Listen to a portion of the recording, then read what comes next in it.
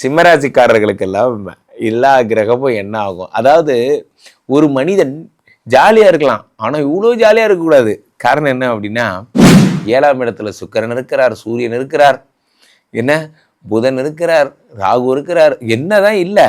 அப்போது x X x X X x X square X cube என்ன எப்பா ஒரு மனுஷன் லவ் பண்ணலாம், ஆனால் லவ் மட்டுமே பண்ணால் எப்படிப்பா அப்படிங்கிற மாதிரி நண்பர்களே உங்களுக்கு இதெல்லாம் ஏற்படும். இந்த 7ஆம் இடத்துல காதல் வருகிறது, முறையற்ற காதல் நிறைய. 7ஆம் இடத்துல இருக்கக்கூடிய சனி பகவான் 8ஆம் இடத்துக்கு போகிறார். இந்த 9 கிரகங்கள் வரிசையில் இதையும் சொல்லி ஆகணும். ஸோ மார்ச் மாதம் சனி பகவான் 8ஆம் இடத்துக்கு போகிறார்.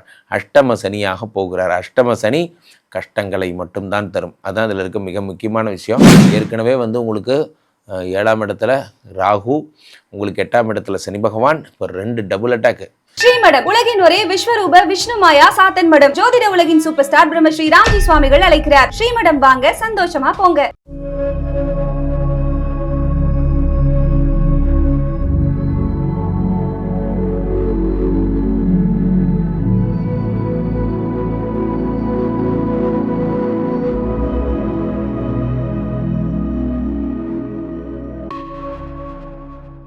உலகெங்கிலும் இருக்கும் ஆன்மீக பரிகார நேயர்கள் அனைவருக்கும் வணக்கம். நான் உங்கள் ராம்ஜி. இந்த பிப்ரவரி மாதம் வந்தாலே எல்லாருக்கும் காதலர் தின வைப்ஸ் வந்துடும். இந்த 14ஆம் தேதி வரப்போகிறது. அதுக்கு முன்னாடி 9 கிரகங்களும் மூமெண்ட் ஆக போகுது. அது என்ன 9 கிரகம்? 9 கோளும் ஒன்றாய் சேர பிள்ளையார் பட்டி. அதுதான் சார் நான் கேள்விப்பட்டிருக்கேன். இது என்ன சார் 9 கிரகமும் மூவ் ஆகுது? காரணம், ஒவ்வொரு கிரகத்துக்கும் ஒவ்வொரு கண்டென்ட் இந்த மாதம் ட்ராவல் ஆகுது. ஃபார் எக்ஸாம்பிள், மார்ச் 6ஆம் தேதியிலேருந்து நமக்கு குரு பகவான் வக்ர நிவர்த்தி அடைகிறார். இந்த பக்கம் என்னடான்னா எல்லா கிரகமும் கும்பத்துக்கு வருது. செவ்வாய் தொடங்கி சூரியன் தொடங்கி புதன் தொடங்கி சுக்கிரன் வரை எல்லாருமா கும்பத்துக்கு வராங்க. அப்படியே ஸ்லோலி எல்லோரும் மீனத்துக்கு போயிட்டுருக்காங்க. இப்படி 9 கிரகங்களும் டிஸ்டர்ப் ஆகிற ஒரு நேரம்னா அது இந்த பிப்ரவரி டு மார்ச், இந்த 1.5 மாதம், இந்த பிப்ரவரி டு மார்ச். ஸோ இப்போது இப்படி எல்லா கிரகங்களும் டிஸ்டர்ப் ஆகும்போது என்ன நடக்கும் அப்படின்னு பார்த்தீங்கன்னா, ஒரு பெரிய பெரிய சாம்ராஜ்ய யோகம், புதையல் யோகங்கள்லாம் கிடைக்கும் அப்படின்னு நம்ம பார்க்குறோம். அவ்வகையில் யார் யாருக்கெல்லாம் என்னென்ன யோகங்கள் கிடைக்க போகிறது, யார் யாருக்கெல்லாம் குபேர சம்பத்துகள் வரப்போகிறது, யார் யாரெல்லாம் பெரிய பெரிய விஷயங்கள்லாம் அச்சீவ் பண்ண போகிறீங்க, முக்கியமாக வெளிநாடு போக போகிறீங்க போன்ற விஷயங்கள் எல்லாம் ராசி ரீதியாக நாம் பார்த்து விடலாம். இதில் ஒரு விஷயம் என்ன அப்படின்னா, நீங்கள் எச்சரிக்கையாக இருக்க வேண்டிய விஷயம்னு பார்த்தா பொதுவாகவே ஸ்ட்ரெஸ் தாங்கய்யா.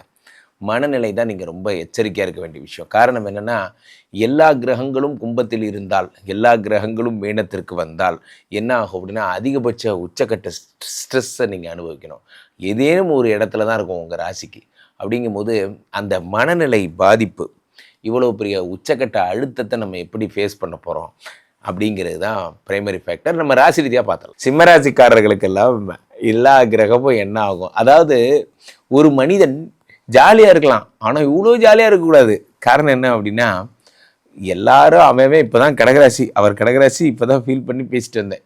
எல்லா கிரகமும் 8ல் போய் மறையுதுப்பா, கொஞ்ச நாளுக்கு வண்டியில் ஓட்டாதப்பா, அதை பார்க்க இது ஒரு பழத்தை போய் கேட்க வந்த பாரு அப்படின்னு சொல்லி ஃபீல் பண்ணாங்க. ஆனால் உங்கள் காட்டில் பெய்து பாருங்கள் மழை. ஏன் குருஜி நீங்கள் வேறு, நானே அவன் இங்கே இங்கே பாருங்கள், அவனுக்கு இங்கே சொல்லுவாங்கல்ல, இவருக்கு இளநீல தண்ணி இல்லையா, அந்த மாதிரி ஒரு படத்தில் செந்தில் கவுண்டமணி ஜோக் வரும். அவனுக்கு ஒன்று வரலையா, இவருக்கு இளநீல தண்ணி இல்லையா, அந்த மாதிரி அவனுக்கு இங்கே வேலையா இல்லையா. உங்களுக்கு ஊரே சேர்ந்து 7ஆம் இடத்துல உட்காந்து லவ் வருது, காதோல் பண்ண போகிறீங்க.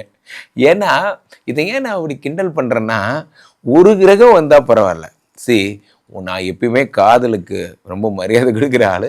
காதலுக்கு மரியாதை படமே 4 தடவை பார்த்தேன்னா அந்த அளவுக்கு காதலுக்கு மரியாதை கொடுக்குறேன். ஆனால் ஒன்று புரிஞ்சுக்கோங்க, காதலுக்கு மரியாதை கொடுக்கலாம், உங்களுக்கு நல்ல காதல் எது, எந்த காதல் என்ன காதல்னே புரியலையே. 7ஆம் இடத்துல சுக்கிரன் இருக்கிறார், சூரியன் இருக்கிறார், என்ன புதன் இருக்கிறார், ராகு இருக்கிறார், என்னதான் இல்லை.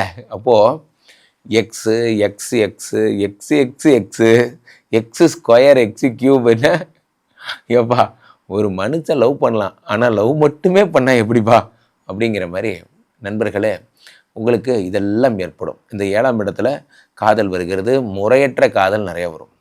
நிறைய பேர் இது ஒரு பெருமையாக கேட்குறது, ஃப்ரெண்டுனாலே நல்லா வந்தான், அதில் என்ன நல்ல ஃப்ரெண்டு கெட்ட ஃப்ரெண்டுங்கிறது அப்படிங்கிறது. காதல்னாலே நல்ல ஃபீலிங் தான், அதில் என்ன நல்ல காதல் கெட்ட காதல்? யாருப்பா சொன்னா? நல்ல காதல் மாதிரி இன்னொரு காதல் கூட ஒன்று இருக்குது. 7ஆம் இடத்துல இது இருக்கும்போது ரொம்ப ஜாக்கிரதையாக இருங்க. இப்போது நான் சொன்ன பாருங்க, ரொம்ப நாளாக உங்கள்கிட்ட சொல்லிட்டு இருக்கேன், ஒரு கிளைமாக்ஸ் ஒன்று வரப்போகுது. 7ஆம் இடத்துல ராகு இருக்கிறார். 7லே ராகு. 7லே ராகு வந்தால் என்ன பண்ணுவார்? கூப்பிட்டு போய் மாட்டி விட்டுருவார். இப்போ தான் அன்பே வா ஆறு உயிரேன்ல மெசேஜ் அனுப்பியிருப்பீங்க, கையோட மாட்டி விட்டுருவார் உன் ஒய்ஃபுக்கிட்ட. யோ, உனக்கு ஒரு மனசாட்சி இல்லை, இப்படியா பச்சையாக மாட்டி விடுவேன் அப்படிங்கிற மாதிரி. ராகுக்கெல்லாம் விவஸ்தையே கிடையாது, ஈஸியாக மாட்டி விட்டுருவார். அப்போது இவர் கூட சேர்ந்து இத்தனை கட்டாரி வேறு அவர் கூட, ராகு கூட. அப்போ என்ன ஆகுனா, ஒரே விஷயம் புரிந்து கொள்ளுங்கள், 7ஆம் இடத்துல இத்தனை பேர் வரும் பொழுது யாரேனும் என்ன உங்கள் வீட்டில் உங்கள் ஒய்ஃபை தவிர மற்ற யார்கிட்டையாவது பேசுகிற பழக்கம் இருக்குது, அதுதான் அது. ஆமாம், சொல்லுங்கள் கிருச்சி, சொல்லுங்கள். நேற்று கூட ஒருத்தர்கிட்ட கேட்டேன், நீங்கள் லவ் பண்ணுற பொண்ணு பேர் SAMPDE இதெல்லாம் இருக்குமா அப்படின்னு. என்ன குருஜி இன்னொரு தடவை சொல்லுங்கள் அப்படின்னாங்க. SAMPD அப்படின்னு கேட்டேன். இல்லை குருஜி அப்படின்னாங்க. ஐயோ பாவம், நம்ம ஒரு தப்பாக பேசிட்டோம் போல இருக்கு, அவருக்கு எந்த பழக்கமுமே இல்லை, அவருக்கு மனைவியை தாண்டி மற்றொரு உலகம் இல்லைன்னு நினச்சிட்டேன். இன்னைக்கு குருஜி ஃபீல் பண்ணாங்க, அவ்வளோ ஃபீல் பண்ணாங்க. நம்மளால என்ன நீங்கள் சொன்ன இன்சில் இல்லை அப்படின்னாங்க. ஐயோ சே, நான் கூட என்னவோ நினச்சிட்டேன் அப்படிங்கிற மாதிரி. 7ஆம் இடத்துல இத்தனை பேர் இருக்கும் பொழுது சில பேர் நன்றாக புரிந்து கொள்ளுங்கள். சமீபத்தில் ஒருத்தர் வந்து என்ன பண்ணார், இந்த பீச்சில் போய் மாட்டிக்கிட்டார். அந்த ஜோடியை வந்து நான் தேடிட்டுருக்கேன். குடிச்சிட்டு போயிட்ட இந்த காவலரெல்லாம் அடித்து என்னென்னமோ பண்ணி மாட்டிக்கிட்டார். அப்போது அடுத்த நாள் தான் அவரை பற்றி ரகசியம் தெரிய வந்தது. 15 வருஷமாக அந்த பொண்ணோட வாழ்ந்துருக்காங்க அந்த ஆள். ஆனால் 15 வருஷமாக வீட்டுக்கே தெரியாமல் மெயின்டைன் பண்ணியிருக்கான். அவன் கிரகம் அன்றைக்கி போய் மாட்டிக்கிட்டான். அந்த மாதிரி ரொம்ப நாளாக சில பேர் சிம்ம ராசிக்காரங்கள்லாம் ஒரு பெரிய பிரதாபமாக வாழ்ந்துட்டு இருப்பீங்க. உங்களுக்கு நேரம் வந்துடுத்தோ, நீங்கள் இந்த ஒரு மாதம் என்ன பண்ணணும், பெய்யாமல் இருக்கணும். ஸோ அமைதியாக இருங்க. சில பேர்லாம் பார்த்தீங்கன்னா ஈஸியாக மாட்டிக்குவீங்க, அதெல்லாம் பண்ணாதீங்க. இப்போ தான் ஃபாரினாக போக போகிறீங்க. மலேசியா தான், சிங்கப்பூர் தான், துபாய் தான், இந்த மாதிரி கண்ட்ரியாக போய் எதுக்கு அம்மா அவனை இம்புட்டு விளம்பரம் அப்படிங்கிற மாதிரி ஒரே ட்ராவலிங்கில் இருப்பீங்க. சில பேர்லாம் பார்த்தீங்கன்னா டுடே மார்னிங் இந்தியாவில் சாப்பிட, மத்தியானம் லஞ்சு வந்து துபாயில் சாப்பிட்றது போதும்டா அப்படிங்கிற மாதிரி ஒரு நேரம் வந்துடுச்சுன்னா பிஸியாகவே இருப்பீங்க. அந்த மாதிரிலாம் நடக்கும். 7ஆம் இடத்துல இத்தனை பேர் இருக்கும்போது கல்யாணமே ஆகலை, எனக்கெல்லாம் வாழ்க்கையில் எங்கே சார் கல்யாணம் போகுது அப்படின்னு சில பேர் வெக்ஸில் இருப்பாங்க. அவர்களுக்கெல்லாம் கூட திருமண யோகங்கள் கூடி வருகின்ற நேரமாக இந்த நேரம் என்பது அமையும். அடுத்தாக 7ஆம் இடத்துல இத்தனை பேர் இருக்கும்பொழுது புதிய பார்ட்னரை நீங்கள் சந்திப்பீங்க. உங்கள் வாழ்க்கையில் ஒரு புது பார்ட்னர் ஒருத்தரை நீங்கள் சந்திப்பீங்க. அந்த பார்ட்னரால் உங்களுக்கு கிடைக்கின்ற நன்மைகள் உங்கள் வாழ்க்கையில் மிக ஏராளமாக இருக்கும். ஏதேனும் ஒரு நன்மை அவர் கூட சேர்ந்ததுக்கப்புறம் என் லைஃப் மாறிடுச்சு, என் லைஃப் என்லைட்டன் ஆகிடுச்சு, நான் வந்து வாழ்க்கையில் அடுத்த படிநிலைக்கு வந்துட்டேன் போன்றவைகள்லாம் ஏற்படும். 7ஆம் இடம் என்பது என்ன அப்படின்னா புதிய பார்ட்னர்ஷிப். நண்பர்களே, நம்ம ஒரு வேகத்தில் ஓடுறோம், அந்த வேகத்துக்கு நம்ம கூட இருக்கிறவங்களும் சேர்ந்து ஓடுறாங்களா அப்படிங்கிறது தான் முக்கியம். அந்த வேகமாக ஓடுறதெல்லாம் இப்போ தான் நடக்கும். அடுத்ததாக என்ன அப்படின்னு பார்த்தீங்கன்னா, உங்களுக்கு இந்த 7ஆம் இடத்துல ஓடுறது அது தவிர 7ஆம் இடத்துல இருக்கக்கூடிய சனி பகவான் 8ஆம் இடத்துக்கு போகிறார். இந்த 9 கிரகங்கள் வரிசையில் இதையும் சொல்லி ஆகணும். ஸோ மார்ச் மாதம் சனி பகவான் 8ஆம் இடத்துக்கு போகிறார். அஷ்டம சனியாக போகிறார். அஷ்டம சனி கஷ்டங்களை மட்டும்தான் தரும். அதுதான் அதில் இருக்க மிக முக்கியமான விஷயம். ஸோ சிம்மராசிக்காரர்கள் ரொம்ப ஜாக்கிரதையாக இருக்கணும்.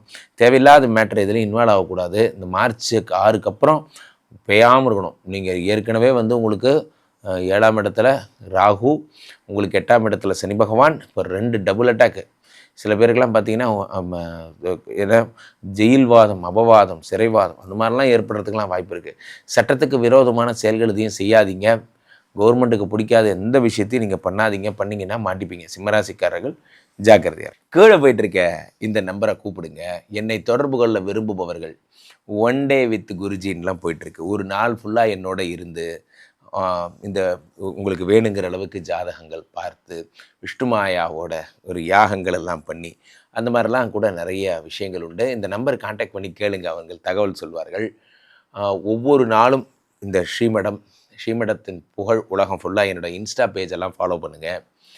ஸோ ஸ்ரீமடத்திற்கு வந்து ஒரு முறை ஜாதகம் பார்த்து விஷ்ணுமாயாவிடம் ஒரு யாகம் செய்து சென்றால் அனைத்து பிரச்சனைகளும் சரியாகும். மீண்டும் நல்ல பதிவில் சந்திப்போம். நன்றி, வணக்கம். இங்கே ஸ்தாபிதம் செய்யப்படுகிறார் விஷ்ணுமாயா. அது தமிழ்நாட்டில் இங்கே போரூர் கார்டன் ஃபேஸ் 2ல ஸ்ரீமடத்தில் மட்டும்தான் இருக்கிறது. வேற எங்கேயும் இவருக்கு ஆலயங்கள் கிடையாது. நம்மளுடைய வேலை இல்லை, குழந்தை இல்லை, நமக்குடைய எதிர்காலம் கேள்விக்குறியாக இருக்குது, கள்ள தொடர்பு, ஏமாற்றம், துரோகம் போன்ற பிரச்சனைகளுக்காக ஸ்பெசிஃபிக்காக பண்ணுற ஒரு ஹோமம். இந்த ஹோமம் 48 நாள் தினமும் பண்ணுறோம். இப்போ நீங்கள் புக் பண்ணுறீங்கன்னா இன்னிலிருந்து 48 நாள் இந்த ஹோமம் பண்ணி உங்களுக்கு அந்த பிரச்சனைகளை சேலஞ்சிங்காக சரி பண்ணி தரோம். ஸோ விஷ்ணுமாயா சாத்தனுடைய ஆலயத்திற்கு நீங்கள் வாருங்கள், இந்த ஸ்ரீமடத்திற்கு வாருங்கள், வந்து இந்த ஹோமத்தில் கலந்து கொள்ளுங்கள். இதை பற்றி தரவுகள் கீழே போயிட்டு இருக்க நம்பரை கேட்டு தெரிஞ்சு புக் பண்ணிக்கிட்டு இந்த ஹோமத்தில் நீங்களும் பங்கெடுக்கலாம்.